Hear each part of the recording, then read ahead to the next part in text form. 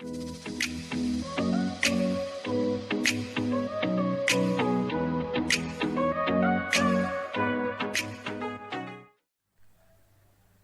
friends, welcome back to another session of Core Java tutorials. So today we will be seeing for loop. For loop is the most common loop which is having two forms. The first one is the traditional for and the second one is enhanced for or for each loop, which is introduced in Java 1.5 version. And for loop is preferred over the other loops like while and do while if we already know the number of iterations in advance. So if we already know that the loop is going to execute for 10 times or 20 times beforehand, then you will be preferring for loop. If we don't know the number of iterations beforehand in advance, then we'll be preferring while. If we want the loop to execute at least once, then we'll be preferring do while. So these differences are very important for us to keep in mind while coding. This is a pre-test loop, meaning that before executing the body of the for, the condition is checked. The general form of for is like this. So there is initialization and condition and iteration. There are three parts in the for. Okay, so the first one is initialization. Initialization executes only one time.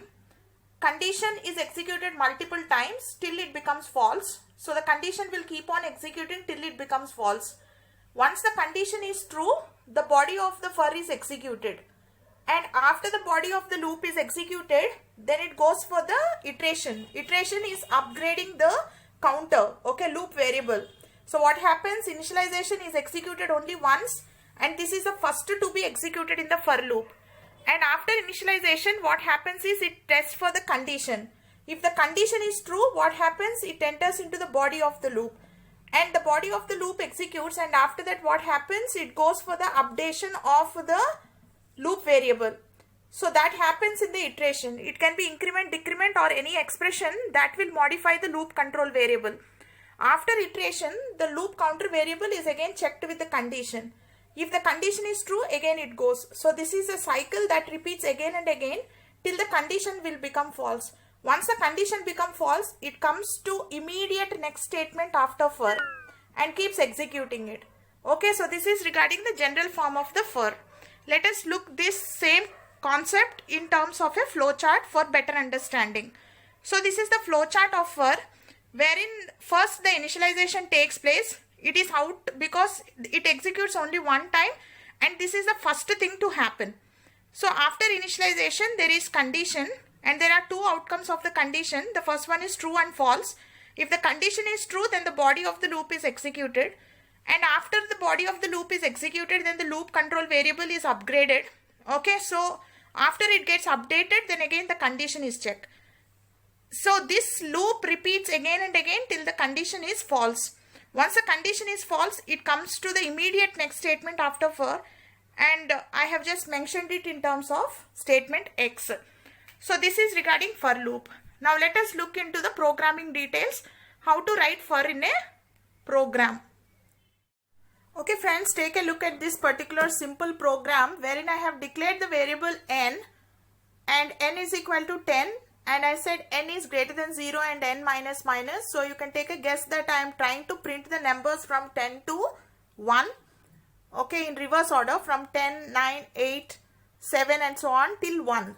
Okay, so we'll see how this works. So the variable n, the purpose of this variable n is only to actually control this particular loop. So this n can also be initialized inside for. Okay, so if you are having variables which are only used as a counter inside the for loop, then it is better you declare them inside the for so that in future they will not be used in the other part of the program.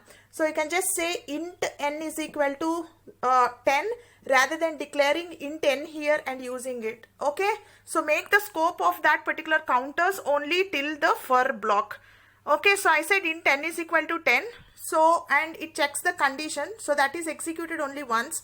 So 10 is greater than 0. So the condition is true. What happens? It comes inside and prints the value of 10 for n for me, which is 10. So what happens? N minus minus happens. N becomes 9. Again checks for the condition. 9 is greater than 0. True. It prints the value of n for me, which is 9. Again it goes to the counter. Decrement. So it becomes 8. 8 is greater than 0. which is true, and so on. What happens? It comes till 1. Okay, so 1 is greater than 0, it is true, so it prints 1 over here on the screen for me, and then n becomes 0, 0 is greater than 0 will become false. So once this becomes false, what happens? It comes to the immediate next statement after for.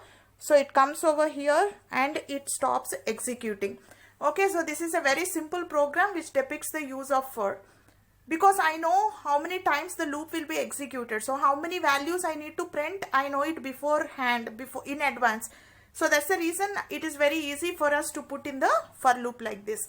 You can also use for to actually access the variables of an array. So I just have written one simple code over here. So when I said int a is equal to, so this is an array.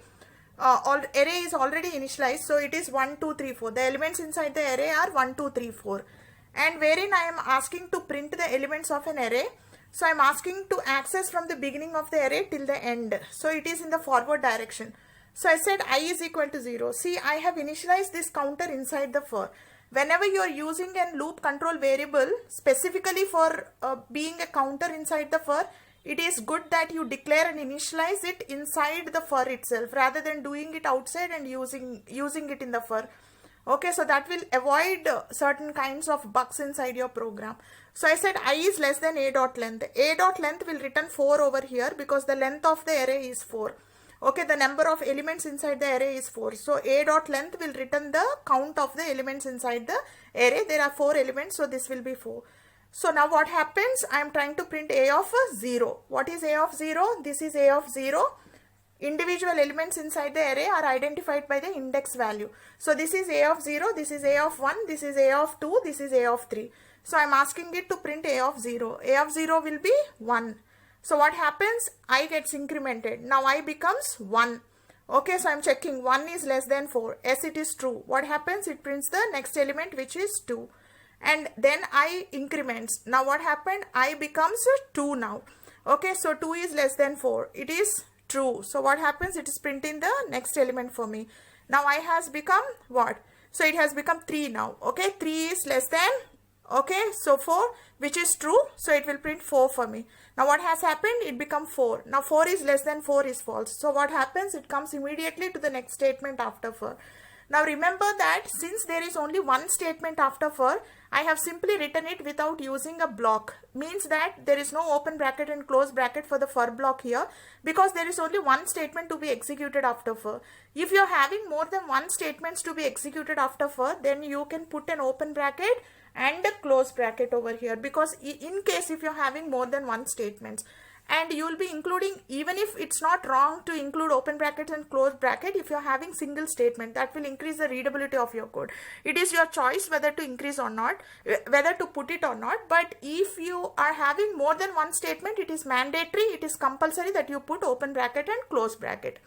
You can also access the elements of an array in the reverse order. Why I am giving you this example is because in the next kind of for each, okay, you cannot access the elements of an array in the reverse order. That is not possible. That is a drawback in the for each. So to show that difference, I have actually written this snippet for you to understand. Herein with the same elements, like the element of array A is having 4 elements, 1, 2, 3, 4, and I am trying to print that in reverse order. So I am saying I is equal to a length minus 1. So which is equal to 3 now, because a length will give me 4. 4 minus 1 is 3. Okay, so this framing you have to make it properly, else you will get an array out of bounds exception. Okay, so then I am checking 3 is greater than or equal to 0. This is true. So what happens? It enters into the body of the for loop. So it prints a of I for me. A of 3 is what? This. A of 3 is 4. This is a of 1. And this is a of 2. And this is a of 3. So what it does? It prints a value for me, which is 4. Now what happened? I minus minus. Okay, so what happened to the I value? It became 2. Now it will check. 2 is greater than or equal to 0. It is true. What happens? It prints a of 2. What is a of 2? A of 2 is 3. So on the output screen, it prints 3 for me. Okay, again a becomes I minus minus. So it has become 1 now. 1 is greater than or equal to 0, which is true. So what happens? A of 1 is 2. So it prints that for me over here. So it prints 2 on the screen. Now what happened? It becomes minus minus, and now it has become 0. 0 is greater than or equal to 0. So there is an equal to, so this becomes true. What happens? A of 0 is 1. So on the output screen it prints 1 for me. Now what happens? Again it decrements. Now 0 becomes minus 1. So minus 1 is greater than or equal to 0, which is false. So what happens? Now this for loop breaks and gets into the immediate next statement after it. So by using for, you can also access the elements of an array in the reverse order. Let us take a look at another program. So I just wanted to show you another variation of the for loop. So I have written this program. So just take a look at this particular program. So in this program I have taken two variables A and B. Now see that the loop is controlled by the combination of these two variables. There is no one counter. We are having two variables which are controlling the loop over here. So I said A is equal to 1 and B is equal to 4. So just take a look that A is equal to 1 and B is equal to 4 and there is a comma over here. Sometimes when you are having more than one variable, it needn't to be 2, it can be 3 or 4 also. When you are having certain variables for more than one variable that controls the loop, you can initialize them inside your for by separating them using comma. Make a note that both these two A and B are of type integer.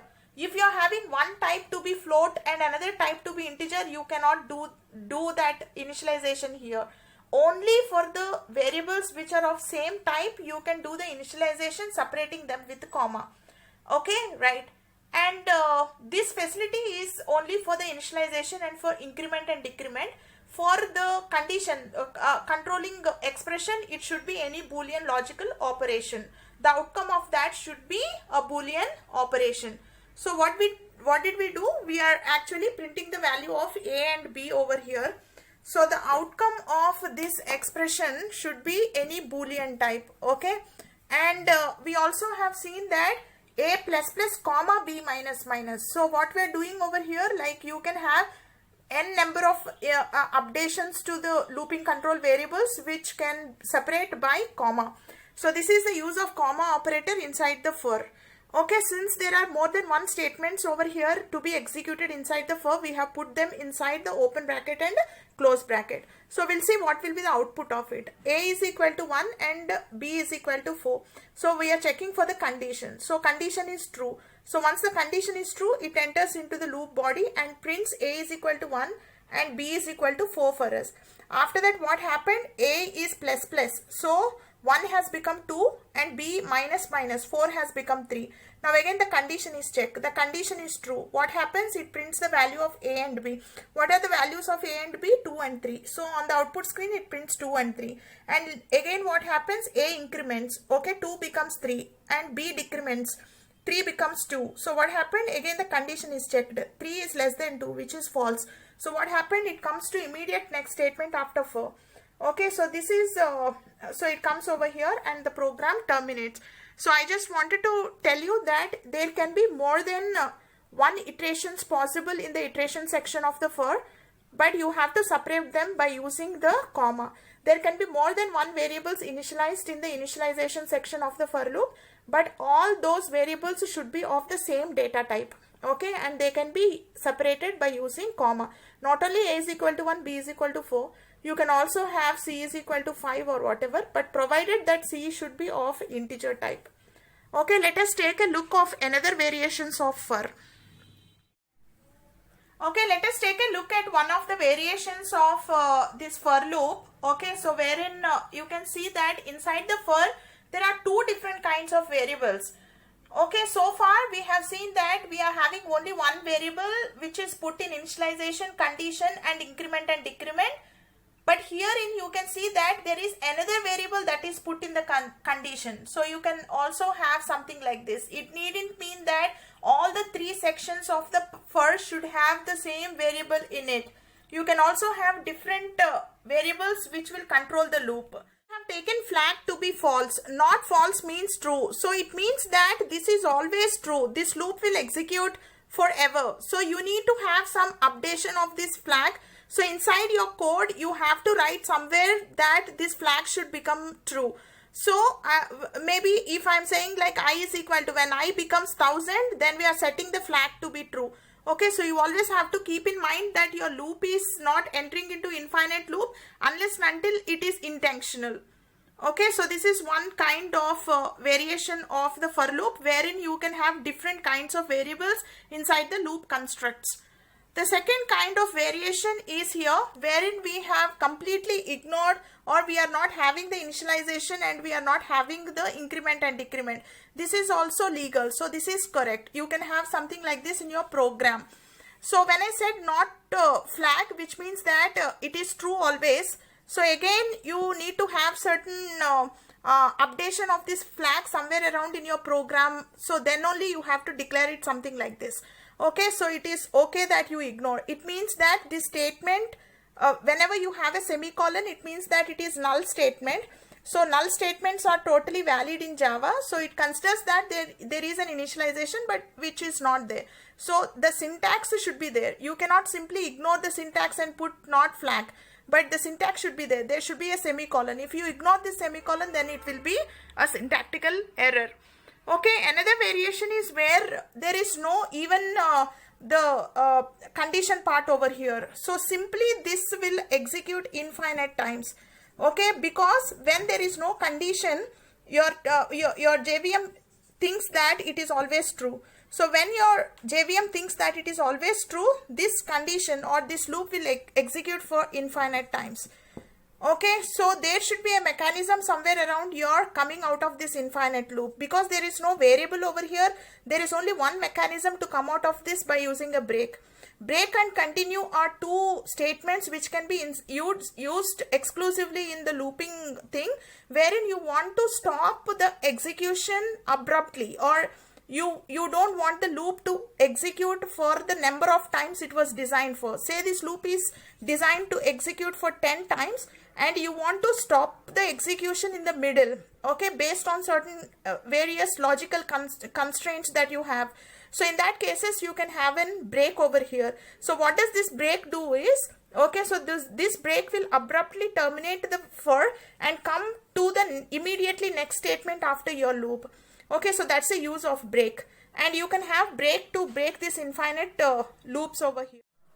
This code seems to be a very poor programming style and doesn't make any sense, but such kind of infinite loops exist in operating system processors. Okay, so they generally wait for special, they loop for infinite times, waiting for the user to give certain input, and based on the input given by the user, then the loop breaks. Okay, so they're generally used for that, and in special cases they really make sense. So what happens in the continue is that, for example, this is a simple for wherein we are having continue encountered after some statements over here, and there are some statements after continue as well. So this condition is true. So what happens, it enters into the body of the for. Now inside the body of the for, these statements will be executed as usual, and maybe you can put some condition over here. If this condition is true, then you are asking continue to happen.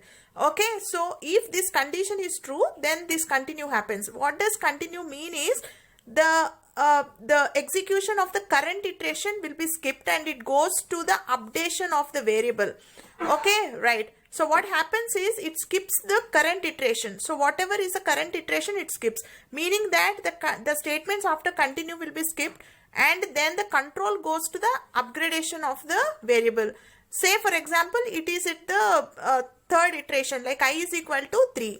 So, and if I is equal to 3, I am saying continue. Okay, so if I is equal to 3, I am saying continue. So what will happen is the third iteration, so there are some statements below it, they will be skipped and it will be going to the upgradation. So I will become 4 now. So again it will check for the condition. Okay, so if 4 is less than 5, it is true. So it enters into the body of the loop again. So this is the use of continue. Continue will actually skip the current iteration and goes to the upgradation of the variable, and then based on the value put in the condition, if the condition is true or false, it goes into the next iteration. So this is the use of continue in the loops. And whenever you're putting continue in the for, you should be very careful, because it may lead into infinite loops. Okay, so you should be very careful while using continue and break inside the programs. You can also nest the for loops not only inside for and for. You can also have a while also inside for. You can also have a do while inside for, and also you can put for inside the do while, and you can also put for inside the while. Okay, so all those combinations of while, do while, and for, all those combinations are possible. Okay, right. So this is a nested loop wherein you can say this is the outer loop. This is the outer loop, and this is the inner loop. Okay, so this is the inner loop. This is the inner loop. Now how the execution of this outer and inner loop takes place, we'll just take a look at it. Okay, so first initially this condition is checked for the outer loop. So I is equal to 0, 0 is less than 5. So the outer loop condition is true. When the outer loop condition is true, what happens is it enters into the inner loop. The inner loop will execute to the fullest. Okay, so the inner loop will execute to the fullest, meaning that still the condition is false, it keeps on executing. So what happens? J is equal to 0, J is less than 5, J plus plus. So what will be the output? So the output will be, I am just printing the value of J. So the value of J is 0, then it checks for 1, 1 is less than 5, true, 2, 3 and 4. When it becomes, J becomes 5, what happens? 5 is less than 5, the condition is false. So what happens is inner loop breaks. The inner loop breaks, and then it goes for the iteration of the outer loop. Now I will become 1. Okay, so for the value of 1, I value 1, it checks for the condition. 1 is less than 5 is true. What happens? Again it enters into the inner loop, and for the second time again the inner loop will execute to the fullest. So what will happen? Again it will start from 0. So again it should be int J. Okay, so again it starts executing from 0 because we are initializing it every time. The scope of J is only within this open bracket and close bracket. So every time it goes out of, every time it finishes the inner loop, what happens is J is lost. The scope is lost, and again we are entering, so J is again initialized to 0 because it has executed to the fullest. And the second time we are executing from the beginning. So what happens? J's value will become 0. So again it starts printing the value of J from 0. 0, 1, 2, 3 and 4. When J becomes 5, again the inner loop is broken. So see that again J is lost because the scope is only from here till here. Again I value increment. So this happens every time till I becomes 5. Once I becomes 5, the outer loop is broken. When the outer loop is broken, then it comes to the immediate next statement after the outer loop. Okay, so this is how the nested loops work. And how many loops I can have, one inside the other, one inside the other. So there is no count on how many loops you can have. You can have many things, one inside the other. But remember that the time complexity keeps on increasing. Okay, so it is always good that you try to avoid the maximum nesting of the for loops, because one inside the other, it increases the time complexity. When you are having two loops, the time complexity is obviously quadratic, n into n, which is n square. Okay, so when you are having 3, it becomes n cube. So it is always good that we avoid nested loops unless and until it is very needed for you in the program. Okay, so this is all about loops, my friends. Hope this video is helpful to you. Keep watching my upcoming Core Java tutorials. Stay home. Bye.